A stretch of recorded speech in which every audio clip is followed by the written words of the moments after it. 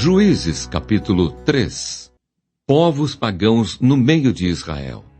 São estas as nações que o Senhor deixou para, por elas, provar a Israel, isto é, provar quantos em Israel não sabiam de todas as guerras de Canaã.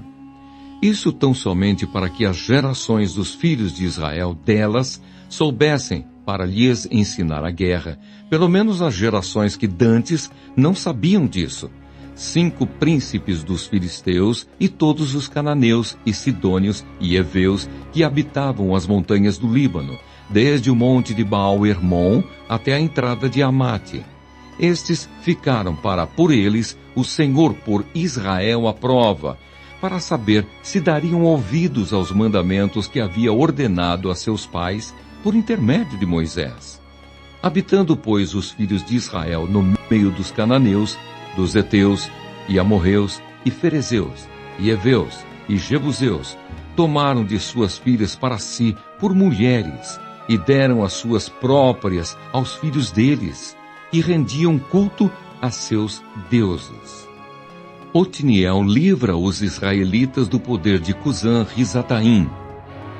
Os filhos de Israel fizeram o que era mal perante o Senhor, e se esqueceram do Senhor seu Deus, e renderam culto aos Baalins e ao poste ídolo. Então a ira do Senhor se acendeu contra Israel, e ele os entregou nas mãos de Cusã-Risataim, rei da Mesopotâmia. E os filhos de Israel serviram a Cusã-Risataim 8 anos. Clamaram ao Senhor os filhos de Israel, e o Senhor lhes suscitou libertador, que os libertou. Otniel, filho de Quenaz, que era irmão de Calebe e mais novo do que ele. Veio sobre ele o Espírito do Senhor, e ele julgou a Israel. Saiu a peleja, e o Senhor lhe entregou nas mãos a Cusã-Risataim, rei da Mesopotâmia, contra o qual ele prevaleceu.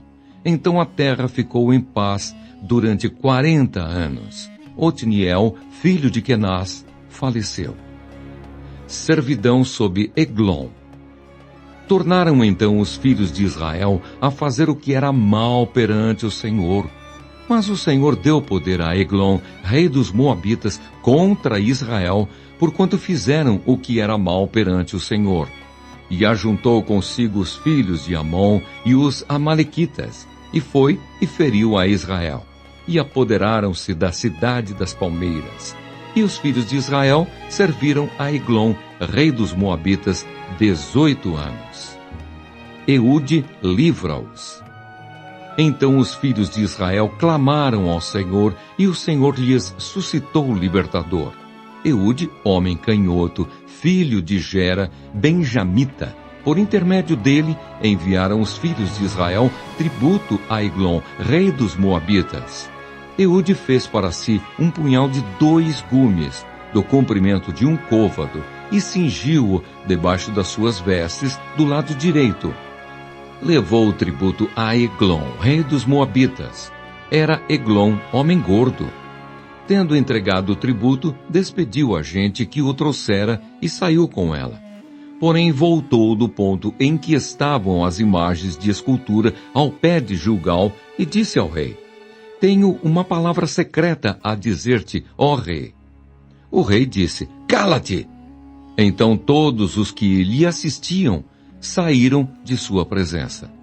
Eude entrou numa sala de verão que o rei tinha só para si, onde estava sentado, e disse: Tenho a dizer-te uma palavra de Deus.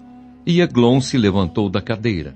Então Eude, estendendo a mão esquerda, puxou o seu punhal do lado direito e lhe o cravou no ventre, de tal maneira que entrou também o cabo com a lâmina, e porque não o retirou do ventre, a gordura se fechou sobre ele. E Eude, saindo por um postigo, passou para o vestíbulo, depois de cerrar sobre ele as portas, trancando-as.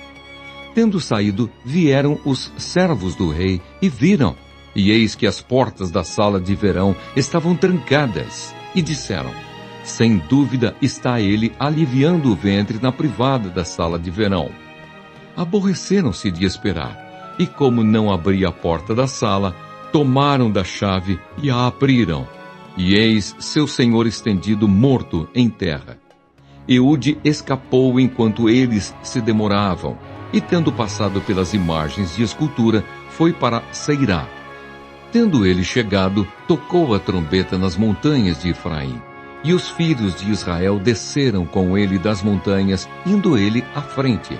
E lhes disse: Segui-me, porque o Senhor entregou nas vossas mãos os vossos inimigos, os moabitas. E desceram após ele, e tomaram os vales do Jordão contra os moabitas, e a nenhum deles deixaram passar.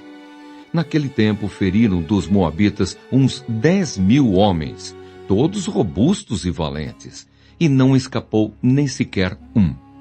Assim foi Moabe subjugado naquele dia sob o poder de Israel, e a terra ficou em paz 80 anos.